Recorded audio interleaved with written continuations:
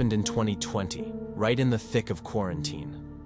I was 23 and living in a kind of forgotten neighborhood on the outskirts of Chicago.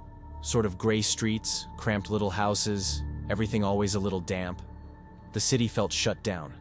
Everyone locked inside, freaking out, me included. The only human being I still saw was Ethan, my best friend since school. We'd meet up in secret, like two dumb kids thinking they were invincible. Sometimes we'd smoke, sometimes just skateboard around, escaping the silence of the house. It was on one of these outings that he dropped it. Dude, what if we went to that old abandoned station, Morton Junction? They say people disappeared there, remember? I remember laughing. It was like a local legend. Everyone knew the stories. People who vanished, music that came from nowhere, bizarre graffiti on the walls. They even said there was stuff written in Latin. Crazy or sick stuff. But that night, I swear, it seemed like the best idea in the world. It was almost 2 a.m. when we hopped the fence. We brought a flashlight and a backpack, like it was some kind of mission. And man, the place was worse than I remembered. Cold, stinky. Felt like something was dead inside, you know? That kind of dampness that sticks to your skin. We went down to the platform. It was all overgrown with weeds, rust, and that rotten silence. No light, no one around. Just the sound of our footsteps. And even then it felt like someone was walking behind us. Up to that point, okay. Just adrenaline and paranoia. We were laughing, filming stupid stuff with our phones. But there was something stuck in the air. Like time worked differently there. Slower, or wrong. And for some reason that still creeps me out to remember. It felt like the station already knew we were going to show up that night. Like it had been waiting for us. We were exploring carefully. Weak flashlight, walking through those moldy corridors. Ethan was trying to be funny, recording everything like he was making a mini-doc for Instagram, I don't know. The walls had the most bizarre graffiti I'd ever seen. Some with symbols that looked like they were from a cult. Others like fragmented sentences. There was one written in dark red, looked like old paint or rust, I don't know. Notes are heard when time folds. I read it out loud. Ethan laughed and said it sounded like a metal band lyric, but I felt a weird chill down my spine, like when your body understands something your mind hasn't yet. We got to an iron door, locked but kind of warped. We forced it. It creaked loudly and opened. Behind it, the tunnel. The place was completely dark. It felt stuffier in there. A hot, humid breath. And that's when we heard it. A piano. Clear. Clean. A perfect classical melody. Something like Chopin. It wasn't a recording. You could feel the real weight of the keys, the human rhythm, the emotion. Like someone was there, live, playing for us. I looked at Ethan, expecting to see fear, but he seemed enchanted, frozen, like the sound had hypnotized him. "You're hearing this, right?" I whispered. He just nodded slowly, took a step into the tunnel. I don't know why I followed him. Something inside me said to run, but my feet moved. The sound pulled us. It was beautiful, scary, like it knew exactly how to lure us in. And then, for the first time, I thought, this isn't normal. But it was too late to turn back. Part 3. The spiral. The tunnel seemed to bend space. Seriously. We walked, and it felt like the floor was sloping, like the distance was increasing. But there was no staircase, no curve, just a straight corridor. But wrong. The piano kept playing. The same music, but now with more force, more emotion, almost aggressive. Like someone was rehearsing and getting frustrated with a mistake. I swear I started to sweat cold. The flashlight trembled in my hand. Ethan kept walking, kind of automatically, looking ahead like he was seeing something I wasn't. "Ethan," I called. My voice came out low. "Let's go back, man. That's enough." Nothing. He didn't even turn around, just kept walking. And then the music stopped. Abruptly. Out of nowhere. Total silence. That's when I knew there was someone there with us, not someone human. Or at least, not anymore. The air got thicker, like the tunnel had gotten smaller, hotter. I turned back, and I swear, I heard footsteps, slowly, behind us. But there was no one there. And then, from somewhere in the dark, up ahead, came a voice. Low, scratchy, like it was coming through a broken radio. It's close. I froze completely, and the piano started playing again. But now, it was something else.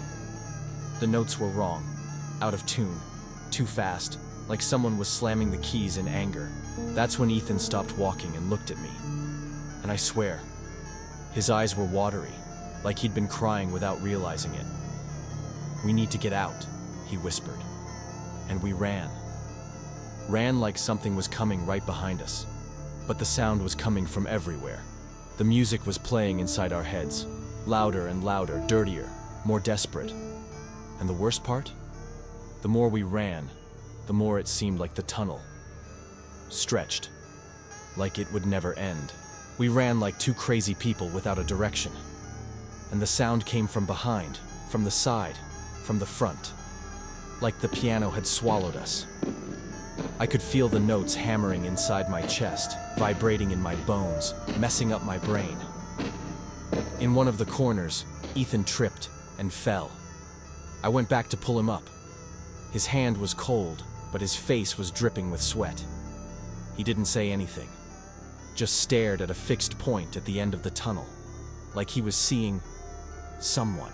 "Is someone there?" I asked, out of breath. My stomach churned. He didn't answer, just got up and started walking again, but now kind of staggering. I followed, with the flashlight failing, until I saw it. A door, at the end, an old wooden door set into the concrete. It shouldn't have been there. It didn't make sense. This was an abandoned station tunnel. There was no house, no room, nothing there. But we went to it. The sound of the piano stopped, like it was holding its breath. I reached for the doorknob, cold. Ethan stayed behind me, quiet, mumbling something. It sounded like a prayer, or an apology. I didn't even want to ask. I turned the doorknob. The door opened with a dry click. Light. And out of nowhere, we were back on the station platform. The same way, the same weeds, the same graffiti, everything the same, like we'd never gone down. I looked at my phone. 2:04 a.m., the same time as when we went in. Ethan started laughing, a nervous, broken laugh. I wanted to yell at him, but I understood, because deep down, I also knew. We hadn't come back. We'd only started again. We stood there, not moving. I could feel my heart beating in my ear, in my neck, at the back of my throat. Ethan stopped laughing and just looked around like he was trying to find some difference. Anything that showed we really got out of there. But there wasn't. Everything was in the same place. Even the marks of our sneakers in the mud. "Dude, what if we're still down there?" he blurted out in a whisper. "Like, the body's there and the mine's here. I don't know." I wanted to say he was tripping, but I felt it too. That feeling that nothing there was real. Or worse, that it was too real. We started walking towards the station exit, the stairs. The air seemed less heavy now, but still charged. Smell of iron, of old things. Everything was silent. And then, we heard it. The first notes. Again, the same melody. Soft. Like it was rehearsing from the beginning. Like it had restarted. I stopped. Ethan, too. No, not again.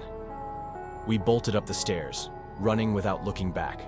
We went up, passed through the fence, which was now open, and went out into the street. The cold of the early morning hit our faces, but even outside I could still hear it. Far away, low. The piano playing. I looked at my phone. 2:06. "Dude," Ethan said, staring at the station. "What if we haven't gotten out yet? What if this is just another part?" I didn't answer, just started walking. And since then, man, I can't listen to piano anymore without feeling sick, without feeling that pressure in my chest. And there's more. Tonight, as I write this, I heard something in the basement of my building, like someone was dragging furniture, or maybe a piano bench. Worse is that now it's 2:04 a.m. again, and the music is starting again. I went to the living room window. The sound came through clearly, even with it closed. The same part of the song, always from the beginning, like it was a needle scratching the same vinyl. I grabbed my phone, called Ethan. It rang. It rang. It rang. Nothing. I tried again. Voicemail. I stared at the phone for a while, and then I realized something. The screenshot of our most recent conversation, from the day at the station, was dated 2 days ahead, like it was April 5th. Today is still the 3rd. I checked. On the clock. On the calendar. On my computer. But in the conversation, clearly. Last message, April 5th, 02:04 a.m. His message?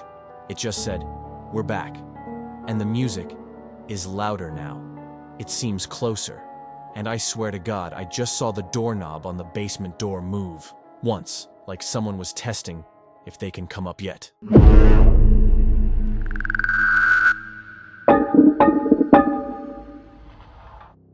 I'd been awake for over 36 hours when I started to feel the hospital floor kind of soft, like I was stepping on an inflatable mattress. My head was throbbing, my vision was blurring, but I was used to it. Life as a pharmacy tech on the night shift is like that. It wears you down little by little. This was at St. Edward's Hospital in Memphis, an old building full of dimly lit corridors and elevators that make more noise than an old car going uphill. I was in charge of restocking medications and supplies on the floors, so I spent most of the night walking alone, pushing that noisy silver cart. That week, the 9th floor was closed for renovations. There was caution tape at the entrance and a crooked sign saying, "Restricted Renovation Area." But nobody took it seriously. Sometimes I cut through there just to avoid the elevator that got stuck on the 6th floor. I've always been skeptical. Tired, but skeptical. But there's one thing nobody prepares you for. Being awake for so long in a place full of pain, death, and silence. It sharpens you, in a way that you start to notice things. Noises, quick movements in the corner of your eye. Sounds that don't fit the environment. That morning, it was 3:42 a.m. I remember because I looked at the tablet screen before turning into the biological supplies storage room. And that's where I saw it. Someone crouched down, really hunched over, rifling through the red biohazard trash can. At first, I thought it was a nurse desperately looking for something, which, in itself, would be absurd. But then, the person turned their face, and I swear to God, that face. It didn't belong to anyone who works there. The movement was sharp, too fast. The figure turned its face as if it had sensed my presence, but it didn't stand up. It just stayed there, crouched down, with its neck twisted at an impossible angle, looking at me with deep black eyes, like pieces of wet coal stuck in a shrunken skull. I froze. Literally. The air conditioning wasn't even that strong there, but I started to shake as if I were naked in the snow. My whole body was betraying me. All I could hear was my own heart pounding in my head. The figure reached into the trash can again, that red-lidded trash can where we throw used needles, dirty gloves, pieces of tubing with dried blood. The sound it made, it was like it was rummaging through raw meat. Plock, plock, and then it stopped. Slowly, it stood up. And then I saw that it was tall, much taller than it seemed crouched down. Sickly thin, wearing what looked like a white coat but covered in stains. Some red, others brown, like they were old. It didn't walk, it just stood there, looking. I didn't see a face, just the outline and that wet gleam in its eyes. And I did the worst thing possible. I turned my back and walked away quickly. I tried not to run. My legs were wobbly, but I wanted distance. I didn't want to know who it was. I didn't want to see it again. On the way back, I convinced myself that it was just some disoriented patient, a homeless person who got in, I don't know, some security breach. We're always making up explanations. Always. But 3 hours later, when I went to deliver a medication kit to the 8th floor, the floor above, the one under renovation, I saw a light on under one of the doors. The floor shouldn't have power. No beds. No patients. but I heard the insistent beeping of a heart monitor and someone moaning. The light was escaping from under door 918, weak, yellowish, like old fluorescent light. That irregular beep, beep, beep of the heart monitor made me dizzy. I knew there couldn't be anyone there. The wiring had been disconnected the week before. They took the beds, the stretchers, everything. It was just rubble and dust now, but the sound was there, clear, alive. I approached slowly. My hand was sweating so much that I almost dropped the tablet. I touched the doorknob, cold, but not locked. I pushed the door open, and I swear on everything that is holy. The room was set up. Hospital bed, heart monitor flashing next to it, IV bag hanging on the stand, and lying there, the body of a man. Old, very thin, pale skin, almost bluish, his eyes wide open looking at me, but completely red. Not red from irritation. No, it was blood. The entire eyeball seemed to have been dipped in red paint, and he wasn't blinking. Then the monitor went into a frenzy. Beep, beep, beep, beep, beep, beep, beep, as if his heart was exploding. But he remained still, just staring at me. His eyes seemed to want to pop out of their sockets. And then he smiled. A thin, tense smile, as if the muscles hadn't been prepared for it in a long time. I recoiled. I walked backwards, tripping over my own feet, almost knocking over the cart. I ran down the hallway to the elevator, went down to the nurses' station and called one of the nurses, Malik, who was a good guy. "There's someone on 9, I almost screamed. "There's a patient up there, with the eye, his eye was..." He looked at me like I'd turned into a zombie. "Are you okay, man? The floor is sealed off. Have you been sleeping?" He didn't let me finish. He went up with me. We entered room 918 together. It was empty. No bed, no monitor, no smell of medicine. The floor was full of plaster dust, as if no one had stepped there in days. Malik just looked at me with pity. "Go to the break room. Get some sleep. You're burning out, man."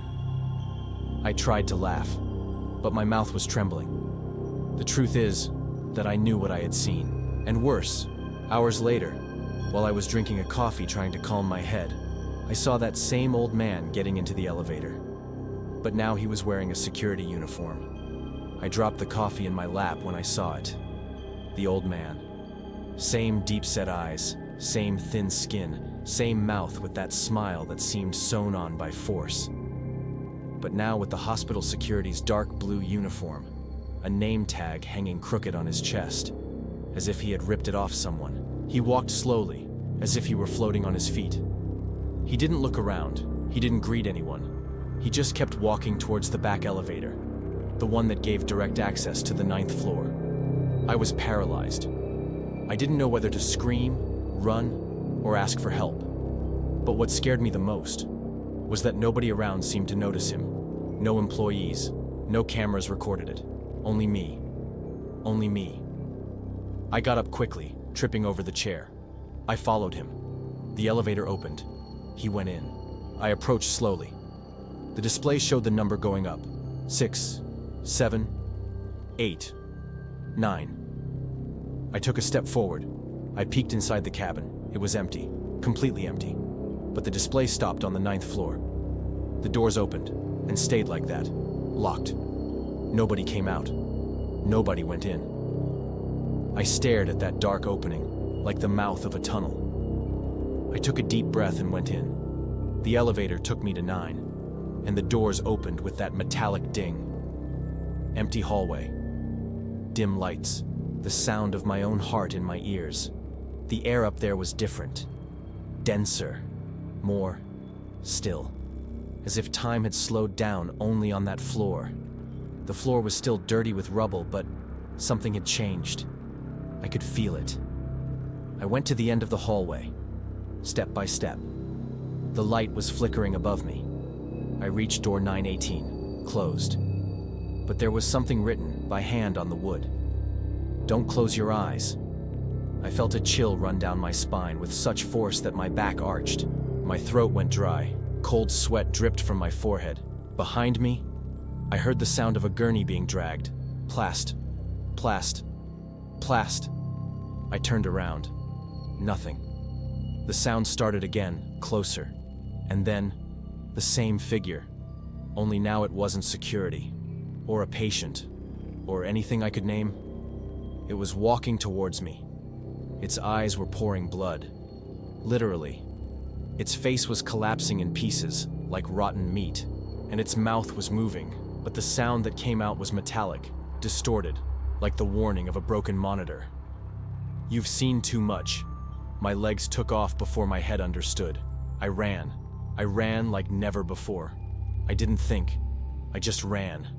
The sound of it following me, each step closer. I pressed the elevator button so many times that my finger hurt. When it opened, I threw myself inside and slammed the ground floor button. The doors closed with that cursed ding, but it didn't go down. The display was stuck on 9, and in the mirrored reflection of the door, it was there, behind me. I turned in an impulse, with my fist clenched, ready for I don't know what. But the elevator was empty. Just me. Only the reflection still showed it there behind me. My mind snapped, as if something had broken. I started screaming, punching the steel walls, pressing all the buttons. Go down! Go down, damn it! The elevator then shook. Lightly, then harder. Then it seemed like the whole building was going to collapse. The light went out for half a second, and came back on. The door opened on the ground floor. I ran like an animal. I didn't even look to the side. I passed 2 doctors, tripped over a wet mop, slipped, hit my knee. I got up from the floor screaming, with blood running down my shin, and went straight to the security wing. You have to see the cameras on the 9th floor. I was distraught, sweating, with bulging eyes, my voice trembling. The guys looked at me like I was a psychotic patient. But one of them, Harris, decided to go with me to the monitoring center, maybe to calm me down. We pulled up the elevator cameras from the exact time. The video showed me entering, pressing the buttons, turning my back. The part where I saw it in the reflection. In the video, I was alone. But there was one frame. Just one. A millisecond glitch in the feed. A blurred image, but clear enough. A face pressed behind me. The eyes running.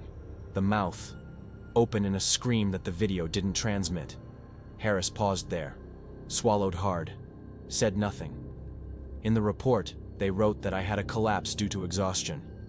They gave me a week off. They never wanted to talk about the video again, or the old man, or the floor. But that's not the worst part.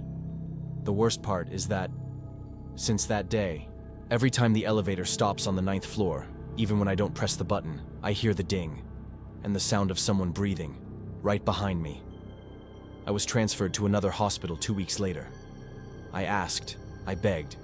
I said I needed another environment, another routine. I never told the truth. Who would believe me? I tried to move on with my life. New building, new colleagues, day shifts, sleeping better, eating better, therapy. But there are things that stick, that don't go away. The other day, I needed to go to the basement of the new hospital to pick up a delivery. I took the elevator alone. I was calm, breathing deeply, convincing myself that it was just paranoia. The display marked 1. The elevator stopped for half a second. The light flickered. Then, the display jumped straight to 9. Except the new building only has 6 floors. The ding sounded. The doors started to open.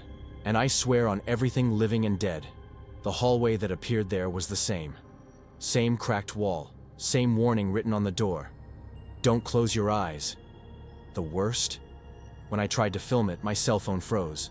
And in the reflection of the screen, right behind me, that same silhouette, smiling. Now, every time I see someone getting into an elevator and being alone, I pray that it doesn't stop on the 9th floor. Because if it stops, they will see. And what they see, will see them too.